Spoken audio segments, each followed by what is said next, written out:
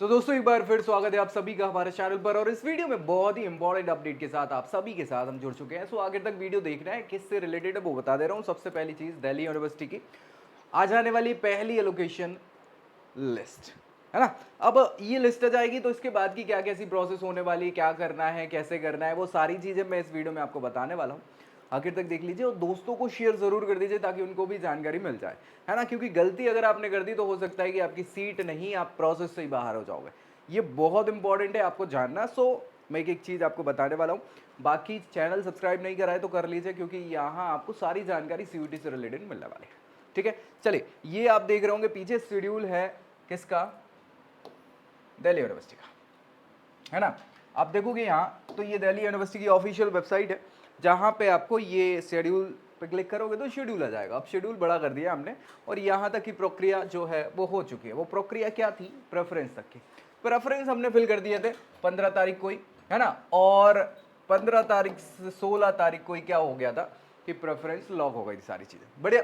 अभी जो है आप यहाँ पे देख पा रहे होंगे, नहीं देख पा रहे हैं तो मैं फिर से दिखा देता हूँ। ये देखो, ये लिखा है फर्स्ट सीजेस एलोकेशन लिस्ट जो है इसका डिक्लेरेशन होगा। कब होगा डिक्लेरेशन? आज होगा 19 जुलाई को शाम के 5 बजे से पहले। पहले हो जाएगा 5 बजे तो उन्होंने लिख दिया है, लेकिन मेरे ख्याल से तो 4 साढ़े 4 बजे से चालू हो जाता है, तो देख लेना, है ना। अब जैसे ये हो जाएगा, अब फिर आपको क्या करना है, क्या होती है आगे की प्रोसेस और सारी चीजें। तो बच्चे आप सभी लोग मुझे लगता है बेसब्री से इंतजार तो 5 बजे का कर ही रहे हो, लेकिन उसके बाद की प्रक्रिया अगर थोड़ी बहुत गड़बड़ हो गई ना तो दिक्कत आपको यहाँ पे हो जाएगी। अब क्या है ये पूरा का पूरा राउंड, एडमिशन राउंड और कैसा क्या होता है, तो आप सभी को ध्यान रखना है। जितने बच्चों को पहली अलॉटमेंट लिस्ट में सीट अलॉट होती है, समझना पहले चीज, है ना। जितने बच्चों को पहले राउंड में सीट अलॉट होती है उन सभी को करना क्या है, एक्सेप्ट करना है। क्या करना है? एक्सेप्टेंस। सीट एक्सेप्टेंस का मतलब यही है। अभी सुनो, समझ लो पहले, फिर मैं बताऊंगा कि बाकी के क्या क्लैरिटी करना है। एक्सेप्ट करना इसलिए जरूरी है कि अगर आपने सीट एक्सेप्ट नहीं करी तो बस सीट कैंसिल तो होगी ही, आप प्रक्रिया से भी बाहर हो जाओगे। सीट एक्सेप्ट नहीं करी तो आप प्रक्रिया से ही बाहर हो जाएंगे, याद रखना। इसके बाद की क्या है चीजें वो मैं बता दूंगा यहाँ पे। अब देखो, जैसे ही आपका सीट एलोकेशन होगा आज शाम को, उसके बाद से 21 जुलाई तक का समय है 4:59 तक मंडे को, कि आपको क्या कर लेना है, एक्सेप्ट कर लेना है। सबसे पहले एक्सेप्ट करना है। अब इसके बाद दो तीन चीजें होती हैं, दो तीन चीजें क्या होती हैं, कैसी होती हैं, वो भी मैं समझा दे रहा हूं आपको एक एक करके। देखो, एक तो है सीट एक्सेप्टेंस, है ना, सीट एक्सेप्टेंस। ठीक है, अब सीट एक्सेप्टेंस का मतलब क्या है, यहां पे आपको जो भी फर्स्ट राउंड में, है ना, अलोकेट होती है सीट, उसको आपको क्या करना है, एक्सेप्ट करना है। वो कहलाता है सीट एक्सेप्टेंस। अब एक्सेप्ट करना है, क्यों करना है, कैसे करना है, दो चीजें समझ लो। अगर आपको लगता है कि प्रक्रिया में पार्ट करना ही नहीं है, नहीं करना, कुछ नहीं करना है, मतलब ही नहीं है, सारी चीजें बेहतर, ऐसा है तो मत करो एक्सेप्टेंस, आप खुद ब खुद बाहर हो जाओगे। इतना काम है। अगर आपको इस प्रक्रिया में पार्टिसिपेट करना है, ऊपर जाना है, आगे की प्रक्रिया में समझा देता हूं क्या है। आगे की प्रक्रिया यह है कि आपके पास जो ऑप्शंस होते हैं वो ऑप्शंस हैं। एक तो होता है कि आप उसको क्या कर दो, फ्रीज कर दो, फ्रीज कर दो। देखो, एक्सेप्ट तो सभी को करना है, जो भी सीट आपको अलॉट हुई है ना, एक्सेप्ट करना है सबसे पहले।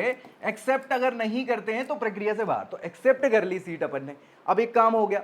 इसके बाद का दो काम, तीन काम आपके हो सकते हैं। पहला काम यह हो सकता है कि आपको जो सीट मिली है वही चाहिए भैया, जो सीट मिली है वही चाहिए, उसी कॉलेज में एडमिशन लेना है, सारी चीजें। एक चीज और ध्यान रखिए कि अगर वो चाहिए है सीट तो आपको एक्सेप्ट के साथ साथ उसको फ्रीज कर लेना है। जैसे ही फ्रीज आप करोगे ना तो जो भी कॉलेज अलॉट हुआ है वहां पे आपका फर्दर प्रोसेस स्टार्ट हो जाएगा। क्या प्रोसेस स्टार्ट हो जाएगा? आपका डीवी चालू हो जाएगा, डॉक्यूमेंट वेरिफिकेशन। आपका देख लिया जाएगा कि एलिजिबिलिटी क्राइटेरिया फुलफिल कर रहा है कि नहीं, सब्जेक्ट मैपिंग वगैरह वगैरह, बाकी की सारी चीजें सही है कि नहीं। अगर सब सही है तो यहां से रिस्पेक्टिव जो कॉलेज है ना, वो कॉलेज आपको क्या है, हरी झंडी दे दिखा देगा और आप आगे जाके क्या करोगे, फी पेमेंट करोगे। क्या करोगे? फी का पेमेंट करोगे, जो भी उस रिस्पेक्टिव कॉलेज की फीस है। और बस पेमेंट करने के बाद आप बस इंतजार करोगे कि क्लासेस कब से चालू है, सीट कमेंसमेंट, ठीक है, मतलब क्लास कमेंसमेंट।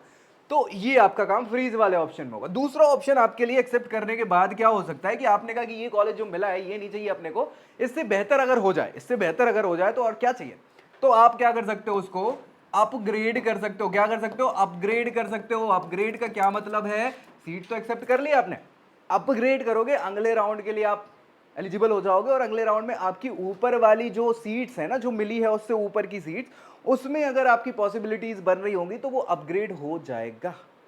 नहीं होगा तो वो सीट तो रहेगी, कोई दिक्कत है नहीं। समझ रहे हो कि नहीं समझ रहे हो ये चीज? तो अपग्रेडेशन ये आपको फर्दर राउंड में आगे पहुंचा देगा। तीसरी चीज, या एक चीज और रखना, अपग्रेड वो बच्चे नहीं कर सकते जिनने प्रेफरेंस ऑर्डर अपना भरा था और प्रेफरेंस में पहली प्रेफरेंस ही उनको मिली है। अब इसके ऊपर क्या जाओगे? है सबसे ऊपर तो बैठे हो ना भाई, यही अगर सीट मिल गई पहले नंबर की तो इसके ऊपर कुछ है ही नहीं, है ना? तो आप नहीं कर सकते अपग्रेड, है ना? बाकी सब कर सकते हैं, ठीक। और तीसरा तो वही है कि यार आप एग्जिट ले लो, है ना? Seat cancellation exit, exit portal. Exit basically वही है कि यार आपको पता है कि यार कुछ नहीं हो पा रहा मेरा यहाँ पे, सो क्या कर लेते हैं, एक्सेप्ट की जगह एक्सेप्टेंस ही नहीं करोगे तो एग्जिट हो जाओगे, अदरवाइज एग्जिट हो सकते हो, कोई दिक्कत ऐसी है। समझ रहे हो? लिमिटेड टाइम में जो टाइम पीरियड दिया है उसमें करोगे तो आपका कोई फीस वगैरह भी कुछ ऐसी लगनी नहीं है। हाँ, अब दो चीज़ें, आपने इसको एक्सेप्ट करा, एक्सेप्ट करने के बाद आप क्या करोगे? कॉलेज के पास पूरा डीबी जाएगा, कॉलेज यहाँ पे चेक कर लेगा सारी चीज़ें, फी पे करनी पड़ेगी। फी पे किसको करनी पड़ेगी? सभी बच्चों को करनी पड़ेगी, जो भी कॉलेज मिला उसकी फीस पेमेंट कर दो।